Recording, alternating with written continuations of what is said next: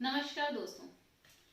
कुछ दिन पहले एक दंपति मेरे पास आया जिसमें वो अपनी वाइफ को बिल्कुल अच्छे से पकड़ के सहारे से लेकर आ रहा था और एक ही कंप्लेंट थी कि मैम पीरियड्स का टाइम चल रहा है और बहुत ही सिवियर पेनफुल कंडीशन है।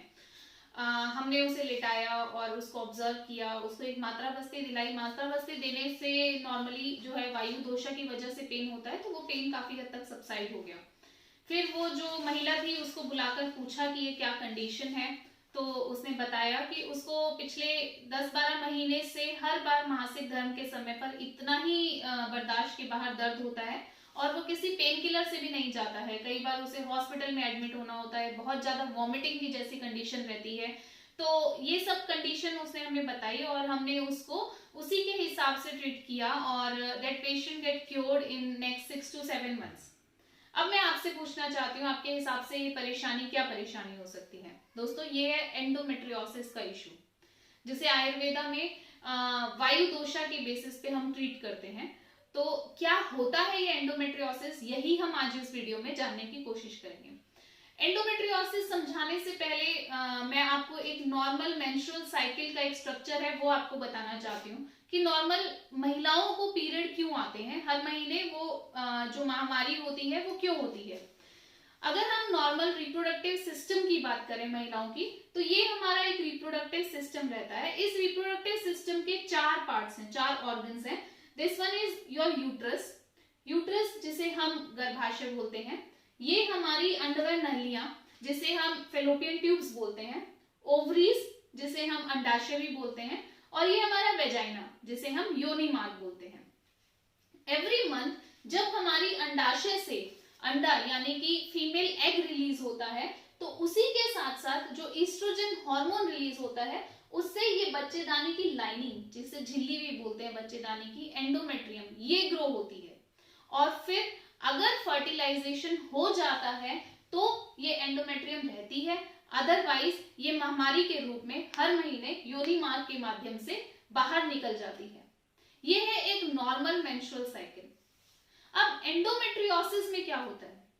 जब हम बहुत ही विरुद्ध आहार विहार का सेवन करते हैं, हमारा लाइफस्टाइल अच्छा नहीं है, जैसे हम आजकल 12 बजे रात को 1-1 बजे तक पार्टीज करते हैं और सुबह 9-9 10-10 बजे तक उठते हैं, तो वो वायु दोषा को डिस्टर्ब करता है। इसी तरीके से बहुत ज्यादा जंक फूड खाते हैं, खाने पीने में कोई समय नहीं है, ब्रेकफास्ट के टाइम पे लंच हो रहा है, लंच के टाइम पर डिनर हो रहा है, कुछ मील्स हम स्किप कर देते हैं, तो इससे हमारे शरीर में जो दोषास हैं वो एक्यूमुलेट होने लग जाते हैं। जो हमारे वात पित्त कफ दोषा, जो शरीर के त्रिस्तंभ हैं, वो डिस्टर्ब हो जाते हैं और उसकी वजह से ये दोषास यूट्राइन कैविटी के आसपास एक्यूमुलेट होते हैं और जो एक नॉर्मल फिनोमिना चल रहा है हार्मोन्स का, उसको डिस्टर्ब करते हैं। तो होता क्या है उसकी वजह से, जो हमारी एंडोमेट्रियल टिश्यू है यानी कि जो गर्भाशय की झिल्ली रहती है, उसी से मिलता जुलता एक टिश्यू गर्भाशय के बाहर के एरिया में ग्रो करने लग जाता है। और जैसे जैसे महीने के बीच के समय में गर्भाशय की झिल्ली बढ़ती है, वैसे ही ये टिश्यू भी मोटा होता चला जाता है। और जब महामारी के समय में हमें ये गर्भाशय की झिल्ली झड़ती है और हमें पीरियड्स आते हैं, उस समय पर ये जो टिश्यू है ये भी जहां भी ग्रो कर रहा है वहीं पर ब्लीड करने लग जाता है और शेड होने लग जाता है। लेकिन गर्भाशय की झिल्ली के बाहर निकलने के लिए उसके पास स्थान है, लेकिन ये कैसे बाहर निकलेगा?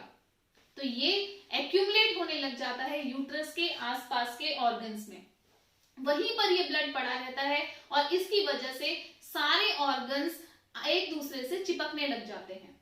इसकी वजह से हमें फेलोपियन ट्यूब ब्लॉकेज हो सकती है। ओवरी के अंदर यानी अंडाशय के अंदर जो ग्रंथियां हर महीने बनती हैं, वहां पर एंडोमेट्रियोमास बनने लग जाते हैं। मूत्राशय के ऊपर ये जमा होने लग जाता है, या फिर हमारा जो रेक्टम एरिया है वहां पर ये एक्यूमुलेट होता है, या जो आंतड़ियां हैं, इंटेस्टाइन्स हैं, वहां पर ये चिपकने लग जाता है।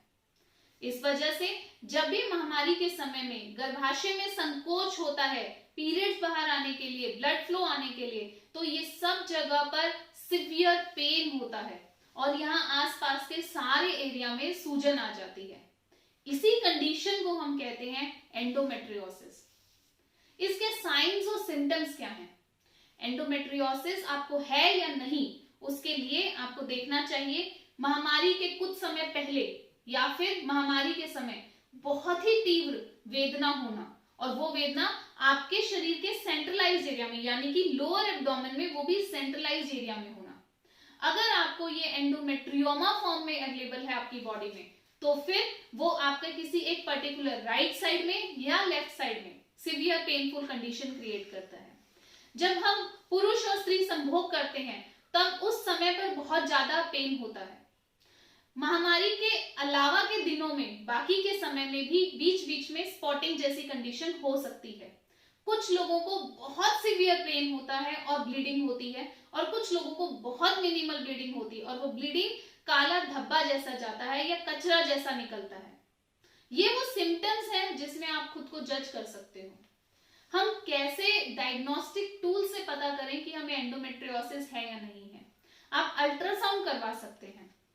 अल्ट्रासाउंड में अगर ओवेरियन सिस्ट वगैरह हैं तो वो आपको दिख जाएंगी, जो एंडोमेट्रियोमास जिसको हम बोलते हैं या जिसको चॉकलेट सिस्ट बोलते हैं।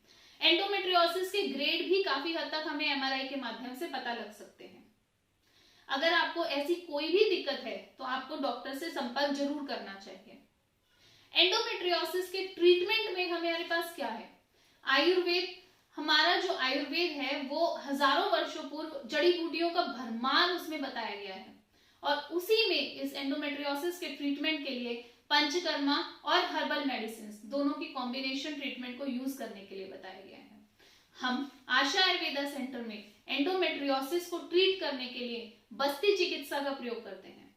बस्ती चिकित्सा अभ्यंतर मार्ग से भी दी जा सकती है और उसको हम घर पर मात्रा बस्ती के तौर पर भी ले सकते हैं। तो कषाय बस्ती और मात्रा बस्ती का कॉम्बिनेशन इसमें ट्रीटमेंट में चलता है।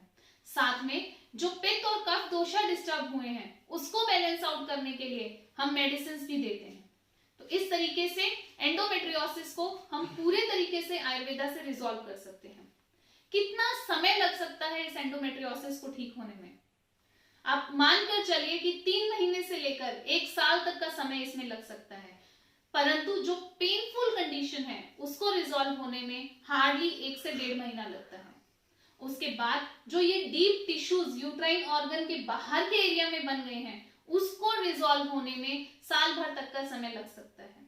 इसलिए आप डॉक्टर पर भरोसा रखते हुए इसका ट्रीटमेंट बहुत ही पेशेंस यानी धैर्य के साथ करिए, और यकीन मानिए आप इसको जड़ से समाप्त कर सकते हैं। इससे रिलेटेड किसी भी जानकारी के लिए, या अगर आप एंडोमेट्रियोसिस से जूझ रहे हैं या एंडोमेट्रियोसिस की वजह से इनफर्टिलिटी की परेशानी से जूझ रहे हैं, तो आप आशा आयुर्वेदा में संपर्क कर सकते हैं। हमारा कॉन्टैक्ट नंबर है 9811777370। नमस्कार।